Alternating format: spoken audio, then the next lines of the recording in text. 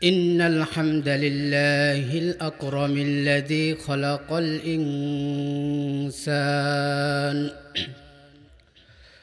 وكرم وعلمه من البيان ما لم يعلم فسبحان الذي لا يحصى امتنانه باللسان ولا بالقلم. نشهد أن لا إله إلا الله وحده لا شريك له، ونشهد أن سيدنا وسندنا وحبيبنا ومولانا محمدًا عبده ورسوله الذي أرسله الله تعالى بالحق بشيرا ونذيرا وداعيا إلى الله بإذنه وسراجا منيرا. فقد قال الله تعالى في كلامه المجيد والفرقان الحميد: أعوذ بالله من الشيطان الرجيم. بسم الله الرحمن الرحيم. شهر رمضان الذي أنزل فيه القرآن هدى للناس وبينات من الهدى والفرقان. الله أكبر. بسم الله الرحمن الرحيم. إن الله وملائكته يصلون على النبي يا أيها الذين آمنوا صلوا عليه وسلموا تسليما. اللهم صل على سيدنا مولانا محمد وعلى آل سيدنا شفيعنا محمد। মনটা যদি হয়তো প্রবল হাওয়া, হয়তো যদি শুভ্র কবুতর, মেঘের ডানায় পাঠিয়ে দিতাম, মেঘের ডানায় পাঠিয়ে দিতাম মদিনার পথে, যেথায় আমার প্রিয় নবী ঘুমাই নিরন্তর, যেথায় আমার প্রিয় নবী ঘুমাই নিরন্তর। আল্লাহুম্মা সাল্লি আলা সাইয়্যিদিনা মাওলানা মুহাম্মদ ওয়া আলা আলি সাইয়্যিদিনা شفيعنا محمد. الحمد لله رب العالمين. ربنا ظلمنا أنفسنا وإن لم تغفر لنا وترحمنا لنكونن من الخاسرين. رب العالمين আল্লাহ আজকে মহতি অনুষ্ঠানে অনেক উলামায়ে কেরাম বসে আছে। আমি নগণ্য বান্দা দোকান হাত আপনার শাহী দরবারে তুলেছি। রব্বুল আলামিন আল্লাহ, রাত যত গভীর হয় আসমানের ফেরেশতারা তারা নিকটে এসে ডাকতে থাকে। এমনকি কোনো ক্ষমা প্রার্থী আছে, তারা আল্লাহ পাক রব্বুল আলামিনকে ডাকো, আমি তাদেরকে ক্ষমা করে দিব। বড় আশা নিয়ে দোকান হাত তুলেছি। আল্লাহ, আমাদের সকলের জীবনের সমস্ত গুনাহ খাতাগুলোকে মাফ করে দেন। রব্বুল আলামিন আল্লাহ, আজকে এই মহতি অনুষ্ঠানকে আল্লাহ আপনি কবুল করে নেন। এর জন্য যুবকেরা যত কষ্ট করেছে, যারা শ্রম দিয়ে, অর্থ দিয়ে, মেধা দিয়ে, যারা যেই রকমভাবে সহযোগিতা করেছে, আল্লাহ সকলের সহযোগিতাগুলোকে কবুল করে নেন। আল্লাহ মাহফিল শেষ পর্যন্ত যেন সুন্দরভাবে, সুষ্ঠুভাবে যেন শেষ হয়, সেই তৌফিক দান করেন। আল্লাহ আমরা যারা কথা বলবো, যারা কথা শুনবো, সকলেই যেন অনেক আমলের উদ্দেশ্যে শুনতে পারি এবং বলতে পারি, সেই তৌফিক দান করেন। ربنا تقبل منا إنك أنت السميع العليم وتب علينا إنك أنت التواب الرحيم سبحان ربك رب العزة عما يصفون وسلام على المرسلين والحمد لله رب العالمين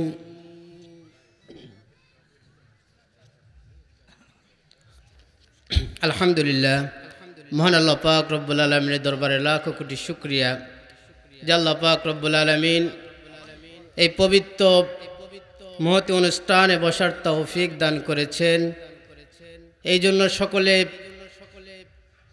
অন্তরটাকে উজাড় করে দিয়ে সকলে শুকরিয়া আদায় করে আলহামদুলিল্লাহ এবং লাখ কোটি দরুদ বর্ষিত সাইয়্যিদুল মুরসালিন খাতামুল আম্বিয়া বিশ্ব মানবতা মুক্তির দূত সর্বকালের সর্বশ্রেষ্ঠ মহামানব বিশ্বনবী হুজুর পাক সাল্লাল্লাহু আলাইহি ওয়াসাল্লামের উপর দরুদ পেশ করছি সাল্লাল্লাহু আলাইহি ওয়াসাল্লাম।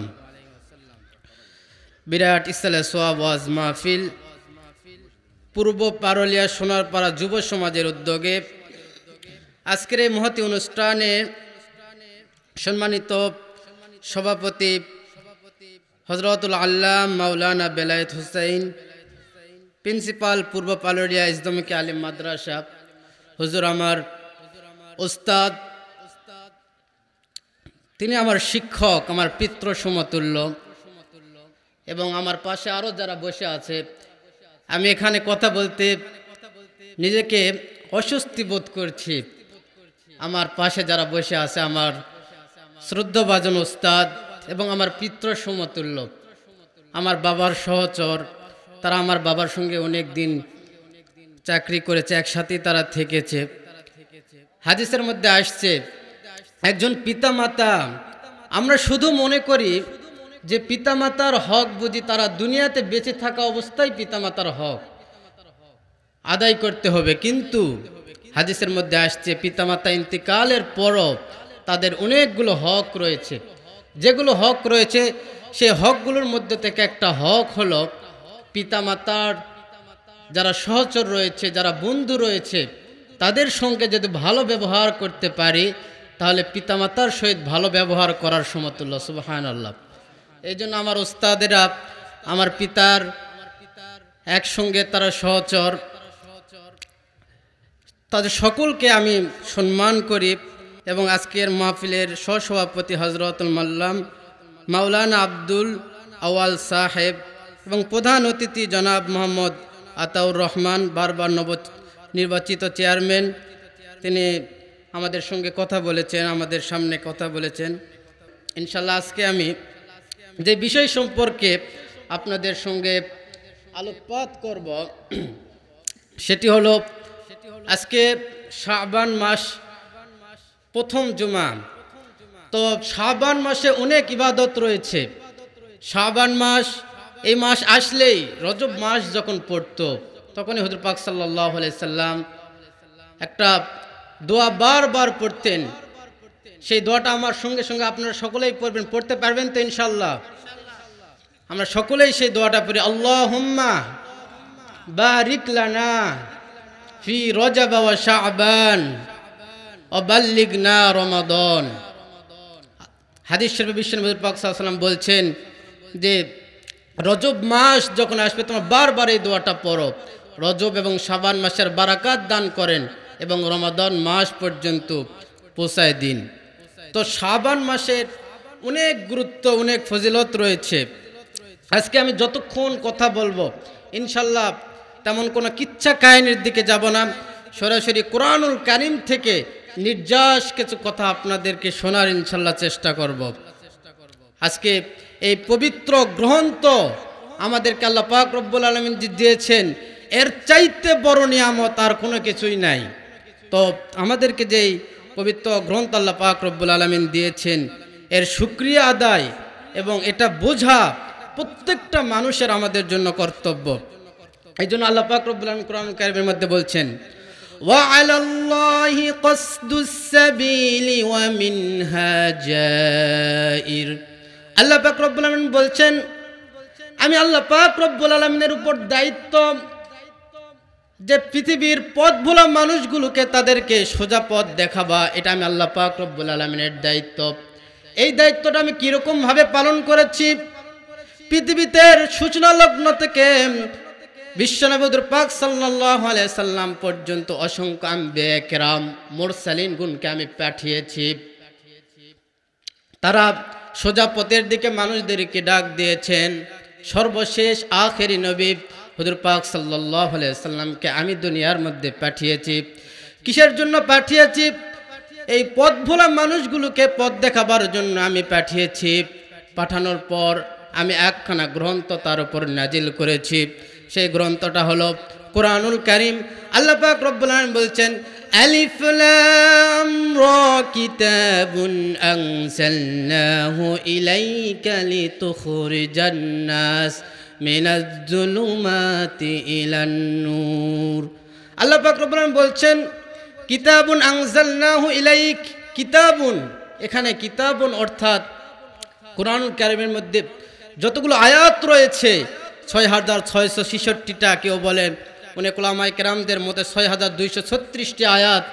কিতাবের মধ্যে যতগুলো আয়াত রয়েছে প্রত্যেকটা আয়াতই হলো আল্লাহ পাক রব্বুল আলামিনের একটা কিতাব। শুধু আয়াত নয়, প্রত্যেকটা শব্দ, প্রত্যেকটা হরফ এক একটা আল্লাহ পাক রব্বুল আলামিনের কিতাব। আল্লাহ পাক রব্বুল আলামিন বলছেন, কিতাবুন আনজালনাহু ইলাইকা লিতুখরিজান নাস, আমি মানুষদেরকে বাহির করে আনার জন্য, মিনাজ যুলুমাতি, জুলুমাত অন্ধকারচ্ছন্ন থেকে বাহির করে আনার জন্য, ইলান নূর আলোর দিকে। আল্লাহ পাক রব্বুল আলামিন এখানে বলেছেন লিতুখরিজান নাস, মানুষদেরকে সম্বোধন করেছে। অর্থাৎ এই মহাগ্রন্থে কিতাব শুধু মুসলমানদের নয়, পৃথিবীর বুকে যত ধর্ম আছে, ইহুদি খ্রিস্টান সমস্ত ধর্মের জন্য আল্লাহ পাক রব্বুল আলামিন কিতাবকে নাজিল করেছেন। আর এই কিতাবকে কেন নাজিল করেছেন? মিনাজ যুলুমাতি ইলান নূর, জুলুমাত অন্ধকারচ্ছন্ন থেকে আলোর পথ দেখাবার জন্য। জুলুমাতের অর্থ কি? জুলুমাতের একটা অর্থ হলো আপনার সেই জাহেলিয়াতের যুগে যে মানুষেরা যে অন্ধকারচ্ছন্নের মধ্যে ছিল, এক একটা নারী তারা তাদের পুত্র সন্তান নেওয়ার জন্য তারা স্বামীকে ত্যাগ করে অন্য পুরুষের সঙ্গে তারা থাকতো। এইরকম একটা জাহেলিয়াতের যুগ ছিল, যেই যুগে নারীদের কোনো সম্মান ছিল না। যখন কোনো মেয়ে সন্তান যখন জন্মগ্রহণ করত, তাদেরকে জীবিত দাফন করত। এইরকম একটা বর্বর একটা যুগে আল্লাহ পাক রব্বুল আলামিন বলছেন, মিনাজ যুলুমাত, সেই জুলুমাত, সেই অন্ধকারচ্ছন্ন থেকে আমি আলোর পথ দেখাবার জন্য এই কোরআনকে দিয়েছি। কিন্তু আজকে সবচেয়ে বড় হতবাক আর আফসোসের বিষয় হলো, আমরা শুধু মনে করি সেই আইয়ামে জাহেলিয়াতের যুগ এত খারাপ ছিল, এত ভয়াবহ অন্ধকারচ্ছন্ন ছিল।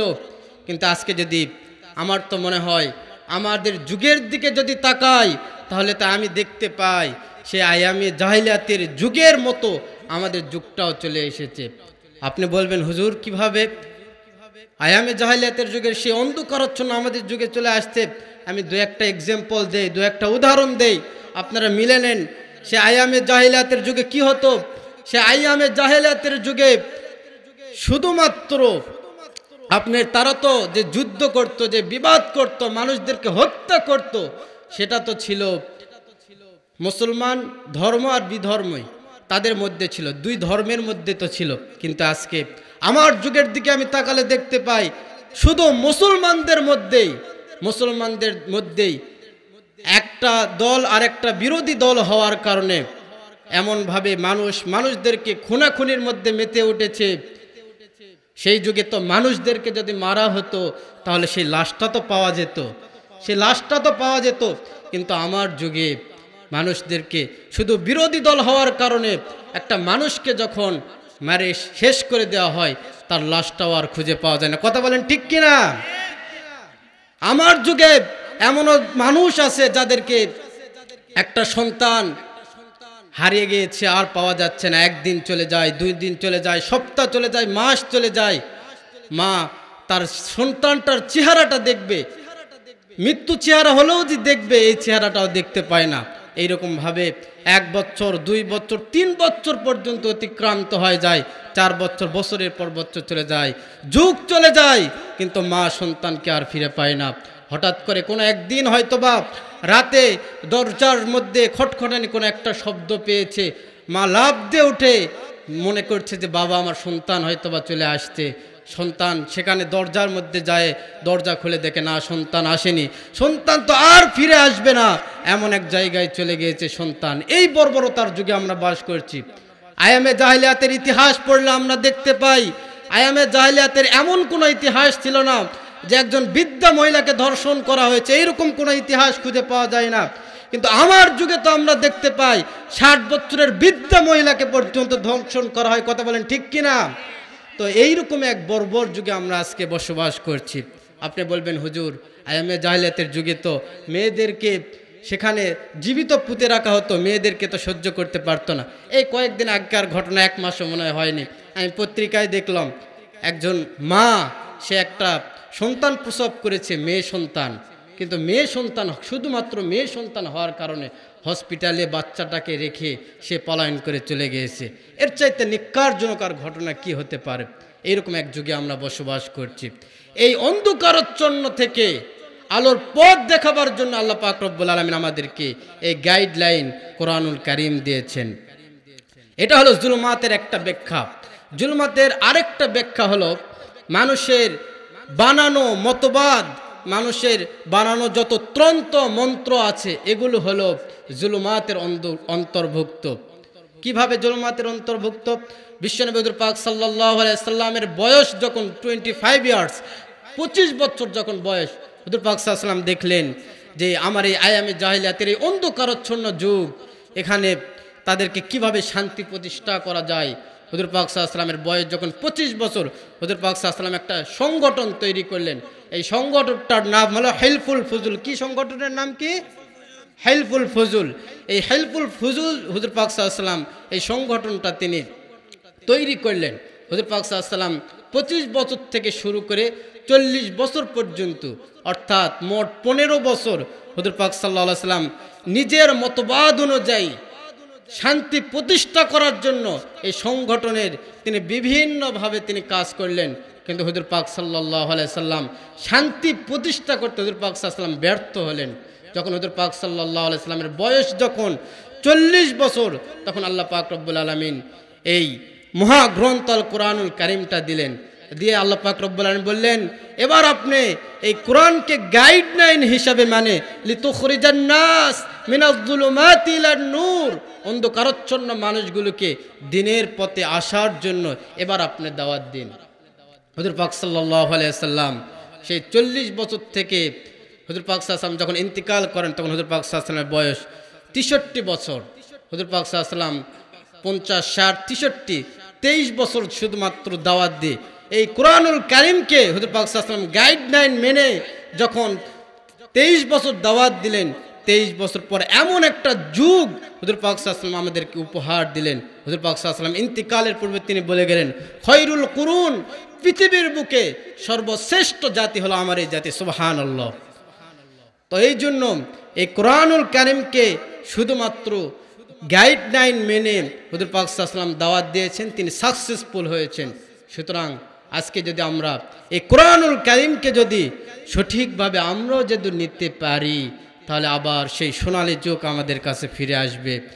এখন আপনারা বলবেন, হুজুর সেই যুগে যে কোরআনুল কারীম ছিল, আজকেও সেই কোরআনুল কারীমই আছে, এর মধ্যে কোনো পার্থক্য নেই, কোনো শব্দর মধ্যে অমিল নেই, কোনো হরফের মধ্যে অমিল নেই, সমস্ত কিছু সেই কোরআনই আছে। কিন্তু কেন শান্তি প্রতিষ্ঠা হচ্ছে না? আজকেও সেই শান্তি প্রতিষ্ঠা হবে। সেই শান্তি যদি আমরা প্রতিষ্ঠা করতে চাই, তাহলে 3টা পদ্ধতি আমাদেরকে মানতে হবে। কয়টা পদ্ধতি? 3টা গাইডলাইন যদি আমরা মানতে পারি, তাহলে আজকে আমরা সমাজের মধ্যে এই শান্তি প্রতিষ্ঠান করতে পারবো। 1 নম্বর পদ্ধতি হলো, আল্লাহ পাক রব্বুল আলামিন বলছেন, এই কোরআনুল কারীমকে তোমরা শিক্ষা করো, এই কোরআনুল কারীমের জ্ঞান তোমরা অর্জন করো। এর দলিলকে আল্লাহ পাক রব্বুল আলামিন কোরআনুল কারীমের মধ্যে বলছেন, আল্লাযীনা আতাইনাহুমুল কিতাবা ইয়াতলুনাহু হাক্কা তিলাওয়াতি। আল্লাহ পাক রব্বুল আলামিন বলছেন, আল্লাযীনা আতাইনাহুমুল কিতাব, এই কিতাবকে তোমাদের উপর যে নাজিল করা হয়েছে এই কিতাবকে তোমরা তেলাওয়াত করো, এই কিতাবকে তোমরা তেলাওয়াত করো, সুন্দরভাবে তেলাওয়াত করো। এক নাম্বার পদ্ধতি হলো এই কোরআনুল কারীমকে সুন্দরভাবে শিখতে হবে, কোরআনুল কারীমের তেলাওয়াত করতে হবে। কিন্তু বড় আফসোস আর পরিতাপের বিষয়, আমরা পৃথিবীর সমস্ত জ্ঞান অর্জন করলে আমরা মনে করি কোরআনুল কারীমটাকে 4 সাবজেক্টের মধ্যে থুয়ে দেই। এই কোরআনুল কারীমটাকে আমরা পড়তে চাই না। কোরআনুল কারীম আমাদের বাসার মধ্যে আছে, বাড়িতে আছে, ওই উপরে একটা থাকের মধ্যে রেখেছি, বছরের পর বছর অতিবাহিত হয়ে যায়, কোরআনুল কারীমটাকে আমরা ছুঁয়ে দেখি না। কত বড় হতভাগ আর পরিতাপের বিষয়, আমরা কোরআনুল কারীমটাকে ছুঁয়েও দেখি না। ময়লা পরে কোরআনুল কারীমটা মনে হয় সেখানে ময়লার মধ্যে আবর্জনার মধ্যে আছে, আমরা কোরআনুল কারীমটাকে দেখি না। আল্লাহ পাক রব্বুল আলামিন কোরআনুল কারীমকে তেলাওয়াতের কথা প্রথমে বললেন। তাহলে 1 নম্বর শিক্ষা হলো এই কোরআনুল কারীমটাকে আমাদেরকে পড়তে হবে। এই কোরআনুল কারীমের মাধুর্যতা, এই কোরআনুল কারীমের কথা প্রত্যেকটা আল্লাহ পাক রব্বুল আলামিনের কথা। আল্লাহ পাক রব্বুল আলামিন বলছেন, ওয়ামান আহসানু মিনাল্লাহি কিলা, আমার চাইতে সুন্দর কথা কার হতে পারে? সেই কথাগুলো আমরা পড়ি না, কত বড় হতভাগের বিষয়। এরপর আল্লাহ পাক রব্বুল আলামিন বলছেন, ওয়ামান আসদাকু মিনাল্লাহি হাদিসা। এই কোরআন আল্লাহ পাক রব্বুল আলামিন বলছেন আমার চাইতে সত্য কথার কার হতে পারে? সেই সত্য কথাগুলোই তো আজকে কোরআন কারীমের মধ্যে আছে, আমরা সেগুলো পড়ছি না। আর এই কোরআন কারীম যারা শিক্ষা দিবে তাদের ব্যাপারে হাদিসের মধ্যে হুজুর পাক সাল্লাল্লাহু আলাইহি ওয়াসাল্লাম বলেছেন, খায়রুকুম মান তাআল্লামাল কুরআন ওয়া আল্লামা। যারা শিক্ষা দিবে আর শিক্ষা অর্জন করবে তারাই হলো পৃথিবীর বুকে সর্বশ্রেষ্ঠ জাতি। সুবহানাল্লাহি ওয়া বিহামদি। আর যারা শিক্ষা দিবে আল্লাহ পাক রব্বুল আলামিন বলছেন, ওমান আহসানু কওলাম মিম্মান দাআ ইলাল্লাহি ওয়া আমিলা সালিহা ওয়া ক্বালা ইন্নানি মিনাল মুসলিমিন। তার চাইতে সুন্দর কথা কার হতে পারে যে আল্লাহ পাক রব্বুল আলামিনের দিনের দিকে মানুষদেরকে ডাকে। সুতরাং এই কোরআনুল কারীম শিক্ষা করা এবং যে শিক্ষা দিবে এই কোরআনুল কারীমের দিকে যাদেরকে ডাকবে তারাই হলো পৃথিবীর বুকে সর্বশ্রেষ্ঠ মানুষ। আমরা শ্রেষ্ঠ মানুষ হতে চাই, শ্রেষ্ঠ মানুষ হতে চাই, কিন্তু আমরা কাজ করতে রাজি নয়, ঠিক কিনা? তো এই জন্য আমাদের সর্বপ্রথম যে কাজ সেটাই কোরআনুল কারীমের জ্ঞান অর্জন করা এবং তেলাওয়াত করা। 2 নম্বর কাজ হলো এই কোরআনুল কারীমকে বোঝা, বুঝে বাস্তবায়ন করা, বোঝা। এর দলিল কি? আল্লাহ পাক রব্বুল আলামিন কোরআনুল কারীমের মধ্যে বলছেন, আফালা ইয়াতাদাব্বারুনাল কুরআন ওয়ালাউ কানা মিন ইনদি গায়রিল্লাহি লাওয়াজাদু ফীহি ইখতিলাফান কাসীরা। আফালা ইয়াতাদাব্বারুনাল কুরআন, আমি কি তোমাদেরকে কোরআন এমনি এমনি দিয়েছি, তোমরা কেন কোরআনকে বুঝতেছ না? আল্লাহ পাক রব্বুল আলামিন আমাদেরকে কোরআনকে বোঝার জন্য দিয়েছে। 2 নম্বর পদ্ধতি হলো কোরআন বোঝা। 2 নম্বর পদ্ধতি কি? তাহলে আপনারাও বুঝতে পারবেন, আমারও কথা বলতে সহজ হবে। 2 নম্বর পদ্ধতি কি? কোরআনুল কারীম বোঝা। 1 নম্বর হলো তেলাওয়াত করলেন, পড়া শিখলেন। 2 নম্বর হলো কোরআনুল কারীম বুঝতে হবে। শুধু কোরআনুল কারীম আমাদেরকে দিয়েছে, মানুষের বাড়িতে যায় শুধু কোরআনুল কারীম পড়ে দাওয়াত খাবো আর এই কোরআনুল কারীম দিয়ে শুধু তাবিজ পলতা করবো, এই জন্য কোরআনুল কারীম দেয় নাই। কোরআনুল কারীমকে আমাদেরকে বুঝতে হবে। এই কোরআনুল কারীমকে বোঝা যদি আমরা আজকে বুঝতে পারি, এই কোরআনুল কারীম প্রত্যেকটা মুসলমানের উপর কোরআনুল কারীম তেলাওয়াত এবং স্বাভাবিকভাবে বোঝা, এটা প্রত্যেকটা মানুষের উপর আল্লাহ পাক ফরজ করে দিয়েছেন। এখন আমরা মনে করে থাকি শুধু হুজুরদের উপর এই কোরআনের জ্ঞান শিক্ষা করাটাই মনে হয় ফরজ। নয়, প্রত্যেকটা মুসলমানের উপর এই কোরআনের জ্ঞান শিক্ষা করা ফরজ। কিন্তু মুফাসসির হওয়া, মুফতি হওয়া, মুহাদ্দিস হওয়া, এটা যে কোনো একটা বড় একটা গোষ্ঠীর মধ্যে একজন হলে এটা ফরজে কিফায়া। এই ব্যাপারে আল্লাহ পাক রব্বুল আলামিনের দলিল শুনি, فلولا نفر من كل فرقة منهم طائفة ليتفقهوا في الدين। বিশাল একটা জনগোষ্ঠীর মধ্যে যদি একটা ফকি হয়, একটা মুহাদ্দিস হয়, একটা মুফতি হয়, তাহলে যথেষ্ট। কিন্তু কোরআনুল কারীম স্বাভাবিকভাবে পড়া এবং বোঝা এটা প্রত্যেকটা মানুষের উপর দায়িত্ব আর কর্তব্য। সুতরাং 2 নম্বর কাজ হলো এই কোরআনুল কারীমকে বোঝা। 3 নম্বর কাজ কি? 3 নম্বর কাজ হলো এই কোরআনুল কারীমকে বুঝে সেই অনুযায়ী আমাদের সমাজকে, আমাদের রাষ্ট্রকে সমস্ত ক্ষেত্রে কোরআনুল কারীমের বাস্তবায়ন করা। 3 নম্বর হলো কোরআন কারীম বুঝলাম, পড়লাম, বুঝলাম, এখন বাস্তবায়ন করতে হবে। শুধুমাত্র সমাজের ক্ষেত্রে নয়, এমনকি রাষ্ট্র পর্যন্ত এই কোরআনুল কারীম দিয়ে চালাতে হবে।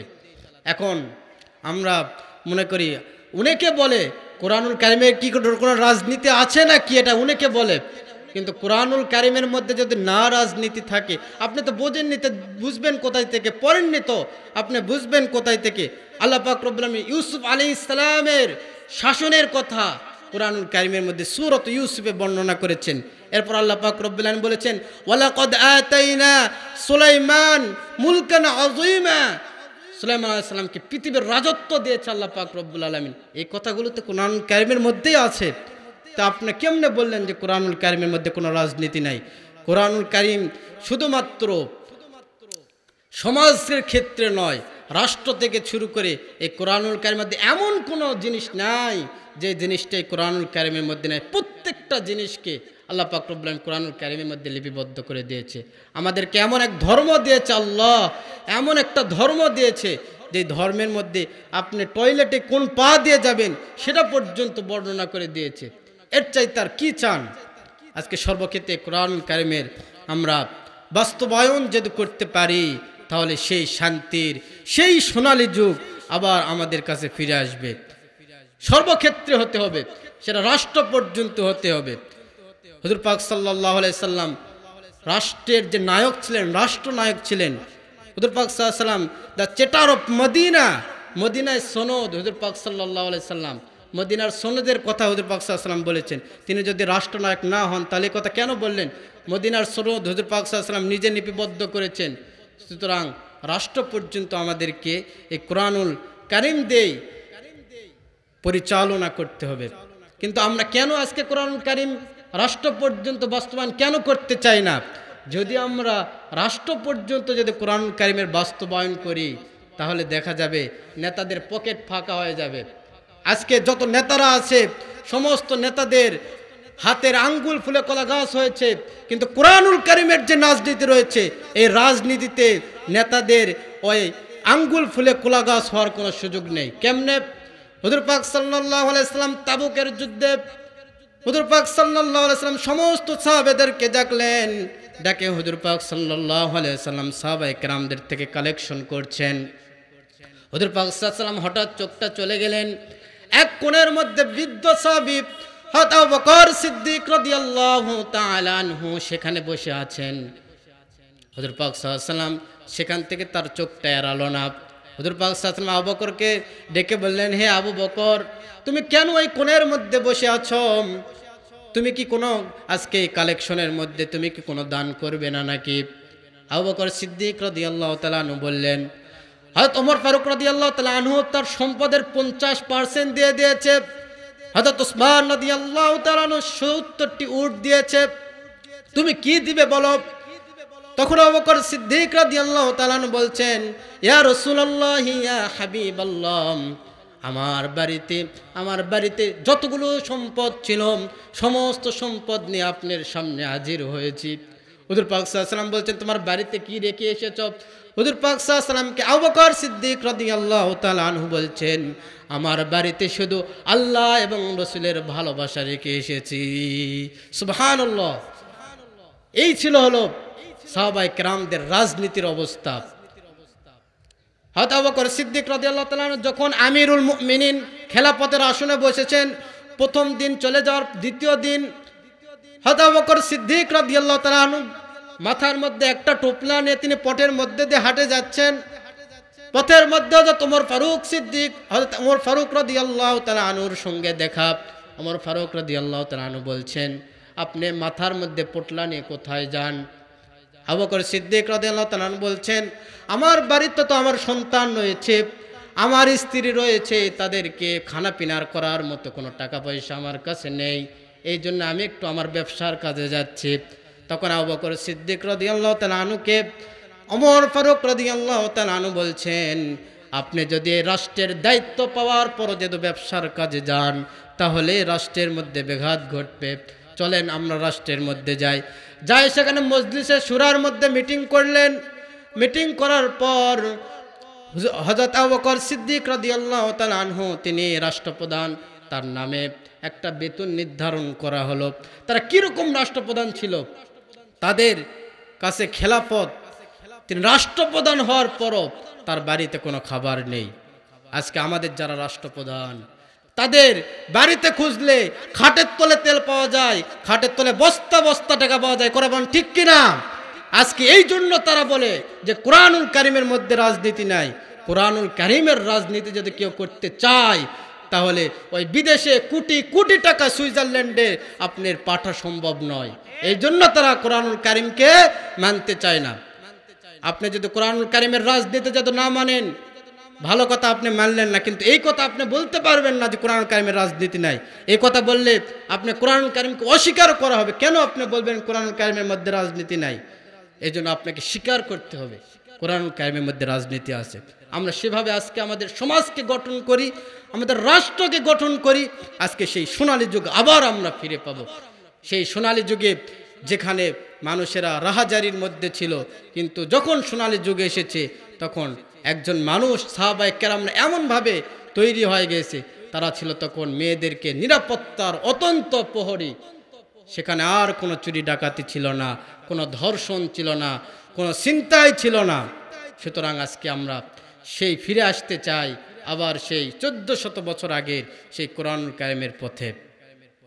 এই কোরআনুল কারীম এমন একটা মুআজ্জিজা, এমন একটা কিতাব, পৃথিবীর বুকে আল্লাহ পাক রব্বুল আলামিন যত আম্বিয়া কেরাম মুরসালিনগণকে যত কিতাব দিয়েছেন, যত মুআজ্জিজা দিয়েছেন, তারা দুনিয়ার বুক থেকে বিদায় নিয়ে চলে গিয়েছে।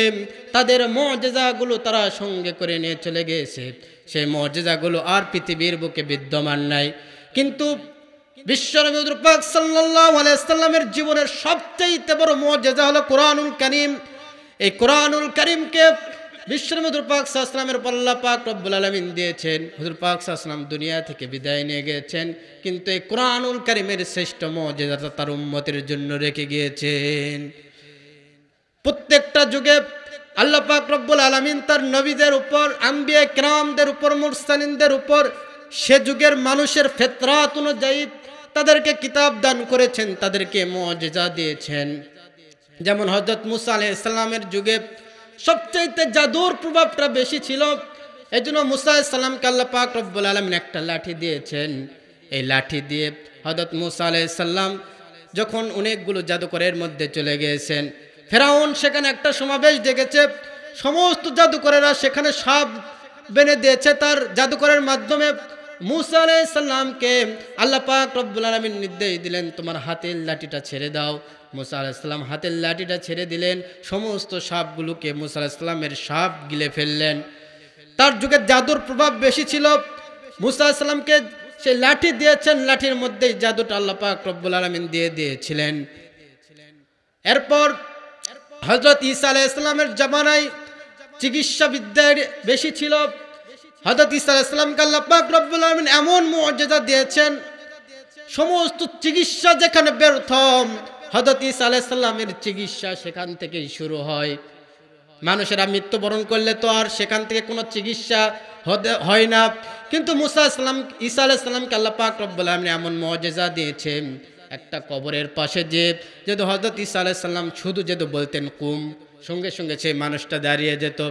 মুসা আলাইহিস সালাম কোনো কুষ্ঠ রোগীর গায়ে হাত বুলে দিলে কুষ্ঠ রোগী ভালো হয়ে যেত। অন্ধকার একটা কানা অন্ধ ব্যক্তির চোখে যদি হাত বুলে দিতে সঙ্গে সঙ্গে সেই হাতটা ভালো হয়ে যেত। হযরত ঈসা আলাইহিস সালাম চলে গিয়েছেন, হযরত ঈসা আলাইহিস সালামের মুআজ্জিজা দুনিয়ার বুক থেকে বিদায় নিয়েছেন। কিন্তু আল্লাহ পাক রব্বুল আলামিন সবচাইতে বড় মুআজিজা বিশ্বনবী হুজুর পাক সাল্লাল্লাহু আলাইহি সাল্লামকে দিলেন। আর সেই মুআজিজাটা হলো আমাদের মহাগ্রন্থ আল কোরআন। হুজুর পাক সাল্লাল্লাহু আলাইহি ওয়াসাল্লাম দুনিয়ার বুক থেকে চলে গেলেন, মহাগ্রন্থ আল কোরআন আমাদের কাছে রেখে গেলেন। এই যুগে, সর্বশেষ এই যুগে মানুষেরা সাহিত্য এবং বিজ্ঞান এটার প্রভাব সবচাইতে বেশি পড়বে।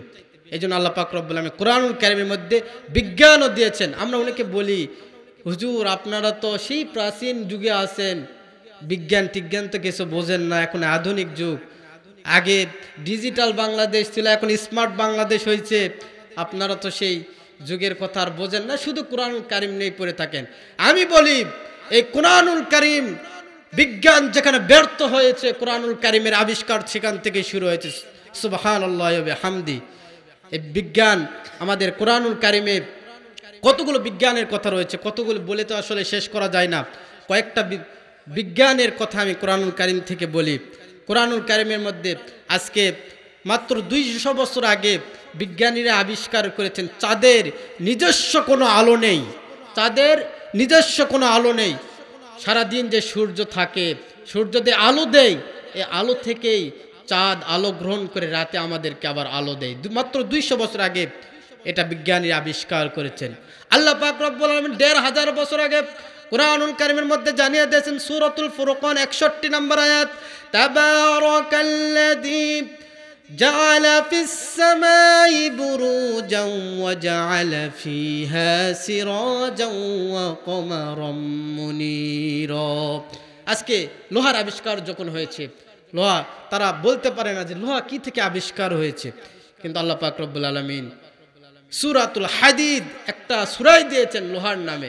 এই সূরার মধ্যে আল্লাহ পাক রব্বুল আলামিন বলে দিয়েছেন, লোহার কথা বলে দিয়েছেন।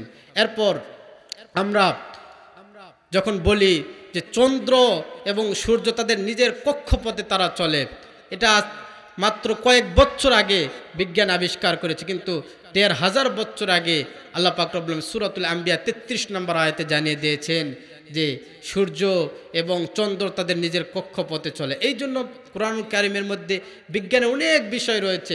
আজকে কোরআনুল কারীম, আজকে বিজ্ঞানীরা বলছে রাতে যখন তোমরা ঘুমাবে তখন ডান কাত হয়ে ঘুমাও, তাহলে তোমাদের শরীরটা ভালো থাকবে, কিডনি ভালো থাকবে।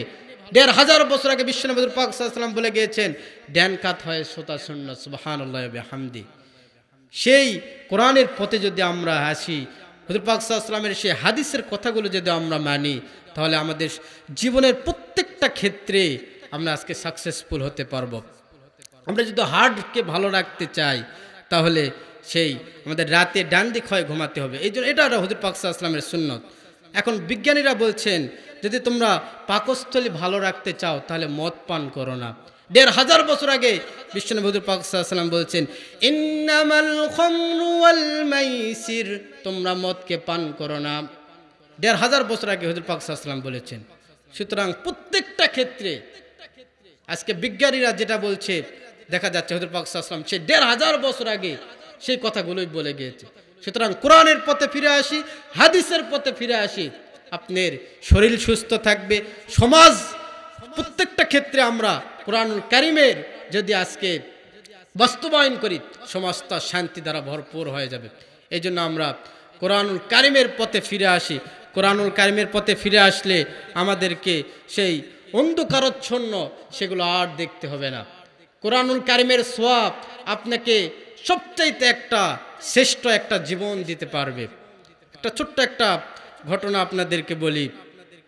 আমেরিকাতে একটা সিটির মধ্যে কয়েকটা মুসলমান যুবক সেখানে বাস করে। আমাদের বাংলাদেশে সেখানে যেরকম মসজিদ, কিন্তু আমেরিকাতে সেটা তো বিধর্মী রাষ্ট্র, সেখানে কোনো মসজিদ নাই।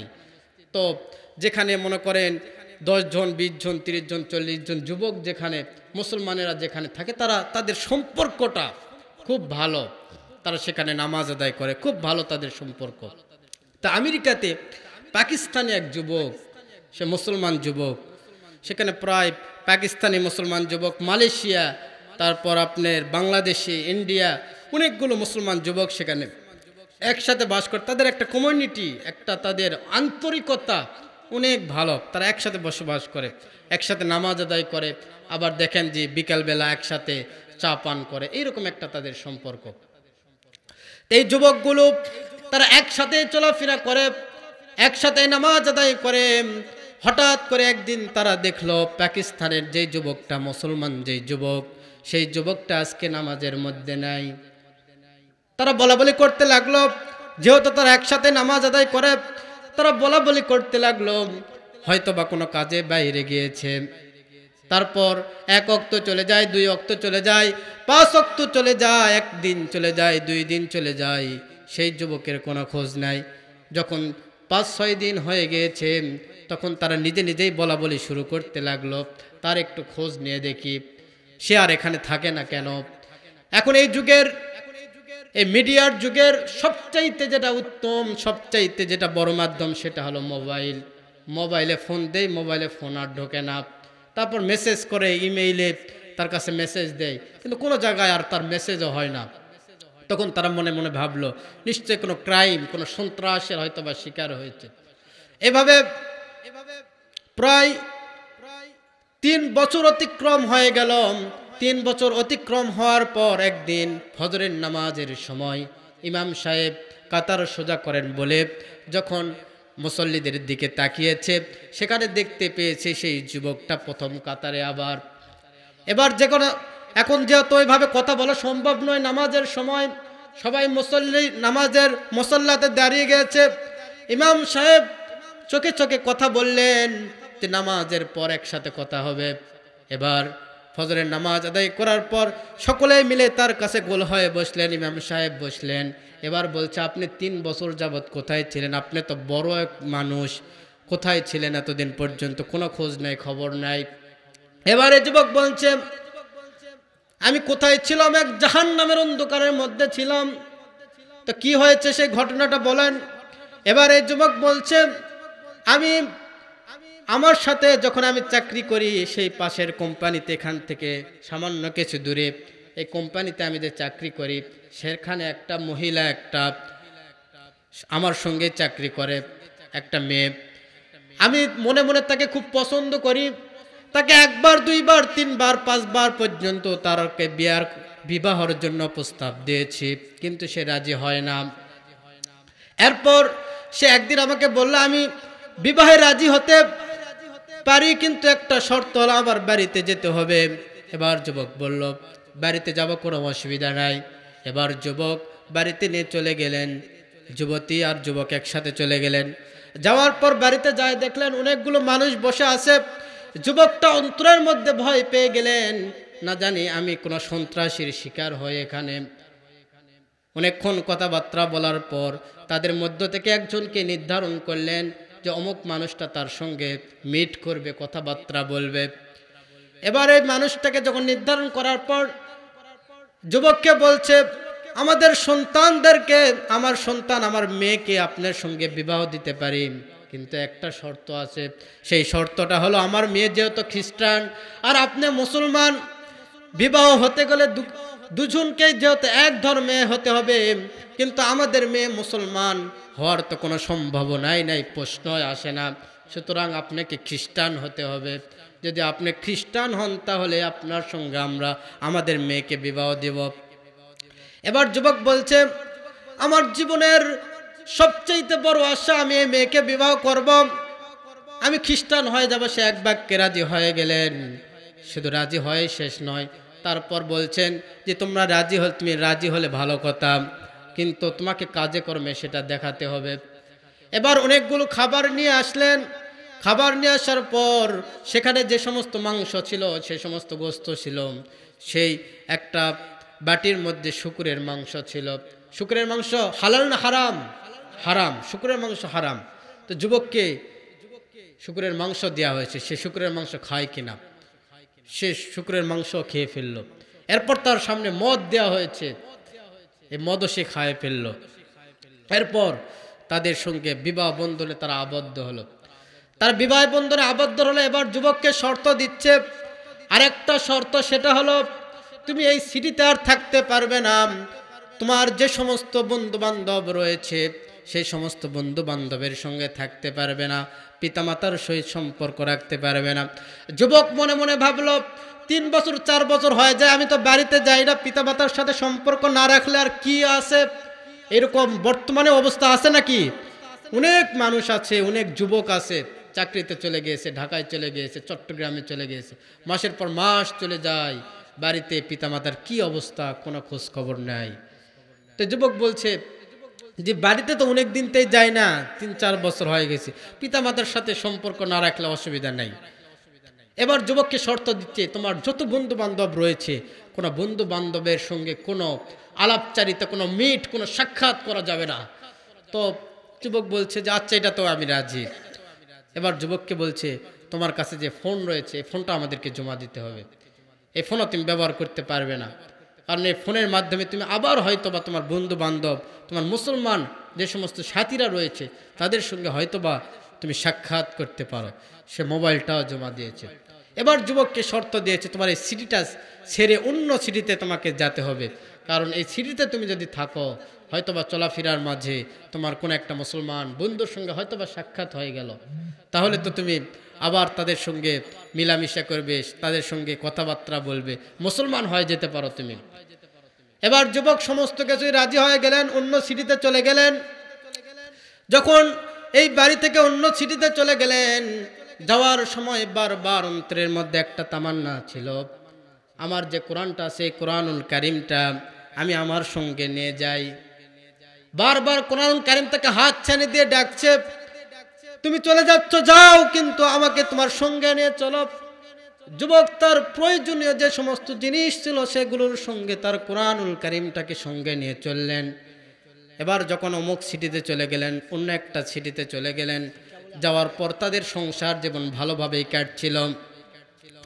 এই যুবক প্রত্যেক দিন যখন অফিস থেকে বাড়িতে ফিরে কোরআনুল কারিমটাকে এমন একটা জায়গায় রেখেছে, বাড়িতে ফেরার পর সর্বপ্রথম যেন কোরআনুল কারিমটা তার চোখের মধ্যে পড়ে, অনেক শান্তি পায়, তৃপ্তি পায় কোরআনুল কারিমটা দেখলে, যদিও ধর্ম ত্যাগ করেছে। এবার এই মহিলা বলছে, তার স্ত্রী বলছে, তুমি যেহেতু ধর্ম ত্যাগ করেছো, কেন তোমার কাছে কোরআনুল কারিমটাকে রাখছো, কোরআনুল কারিমটাকে ফেলে দাও। তখন এই যুবক তাকে বুঝে বলছে, তোমাদের অনেক খ্রিস্টান আছে, পুরাতন অনেক খ্রিস্টান আছে, তাদের বাড়িতেও কোরআনুল কারিম আছে, আমি তো নতুন খ্রিস্টান, কোরআনুল কারিম থাকলে আর কি হবে, আমি কোরআনুল কারিমের কোনো তেলাওয়াত করব না, শুধু আমি কোরআনুল কারিমটা সেখানে রেখে দিব। সেই কোরআনুল কারিমটা সেখানেই থাকলো। 1 দিন 2 দিন করে অতিবাহিত হতে হতে 3 বছর অতিবাহিত হয়ে গেল। যুবক শুধু অফিস থেকে আসার পর সর্বপ্রথম কোরআনুল কারিমটার দিকে তাকিয়ে দেখে। হঠাৎ 3 বছর পর একদিন কোরআনুল কারিমটার দিকে তাকিয়ে দেখে, তাকের উপর তাকিয়ে দেখে কোরআনুল কারিমটা নাই। যুবকের মাথা গরম হয়ে গেছে, তার অন্তরের মধ্যে দাউ দাউ করে জ্বলছে, আমার কোরআনুল কারিমটা কি হলো। এবার যুবক তার স্ত্রীকে যে বলছে, আমার কোরআনুল কারিমটা তুমি কি করেছ। এবার স্ত্রী বলছে, আমার বাড়িতে যে সমস্ত ময়লা আবর্জনা অপ্রয়োজনীয় যে সমস্ত জিনিস ছিল সেগুলোকে আমি বাইরে ফেলে দিয়েছি, আর আমার মনে হলো এই কোরআনুল কারিমটা এটা তো কোনো প্রয়োজন নাই, তুমি তো পড়ো না, এই কোরআনুল কারিমটা রাখে কি হবে, এই জন্য আমি ডাস্টবিনের মধ্যে ফেলে দিয়েছি। যুবকের অন্তরের মধ্যে দাউ দাউ করে আগুন জ্বলছে, সে সঙ্গে সঙ্গে সেই ডাস্টবিনে চলে গেল। যাওয়ার পর অনেক খোঁজাখুঁজি করার পর কোরআনুল কারিমটাকে পেল, দেখলো অনেক ময়লা আবর্জনার মধ্যে কোরআনুল কারিমটা পড়ে আছে। কি দিয়ে মুছবে, শরীর থেকে কাপড়টা খুলে সুন্দরভাবে কোরআনুল কারিমটাকে সে সুন্দরভাবে মুছলো। মোছার পর কোরআনুল কারিমটাকে তার বাড়িতে নিয়ে চলে আসলো। এবার স্ত্রী বলছে, তুমি কেন আবার কোরআনুল কারিমটাকে নিয়ে আসলে। যুবক বলছে, এই কোরআনুল কারিমটা আমার ঘরের মধ্যে রাখা, এটাই যদি তোমার আপত্তি হয়, এটাই যদি তোমার সমস্যা হয়, তোমার আমার আর কোনো প্রয়োজন নাই, তোমার কোনো প্রয়োজন নাই, আমি এই কোরআনুল কারিমকেই চাই। সুবহানাল্লাহ। এই যুবক সঙ্গে সঙ্গে তার স্ত্রীকে বললেন, তোমাকে আমি তালাক দিলাম, তো আমার কোরআনুল কারিমের প্রয়োজন। যুবক স্ত্রীকে তালাক দিয়েছে। এই সাম্প্রতিককালের এটা ঘটনা, সে বেশি দিন আগের ঘটনা। যুবক কোরআনুল কারিমকে সাথে নিয়ে, দেখেন কোরআনুল কারিমের সঙ্গে মোহাব্বত থাকার কারণে সে খ্রিস্টান হয়ে গেছে, ধর্ম ত্যাগ করেছে, কিন্তু শুধুমাত্র কেবলমাত্র এই কোরআনুল কারিম মহাব্বত অন্তরের মধ্যে থাকার কারণে আবার তাকে দিনের পথে আল্লাহ পাক রব্বুল আলামিন ফেরত এনেছেন। সুতরাং আমরা যেখানেই থাকি কোরআনুল কারীম, আজকে কোরআনের মাহফিল, কোরআনুল কারীমের সঙ্গে আমাদেরকে অবশ্যই থাকতে হবে। কোরআন কারীম পড়তে হবে, কোরআনুল কারীম বুঝতে হবে। যুবক বলছেন, এরপরে কোরআনুল কারীমকে আমি সঙ্গে নিয়ে আমার সমস্ত সম্পদ আমার স্ত্রীকে দিয়ে দিয়েছি, আমার আর সম্পদের কোনো প্রয়োজন নাই, আমাকে শুধু কোরআনুল কারীমটাই দাও।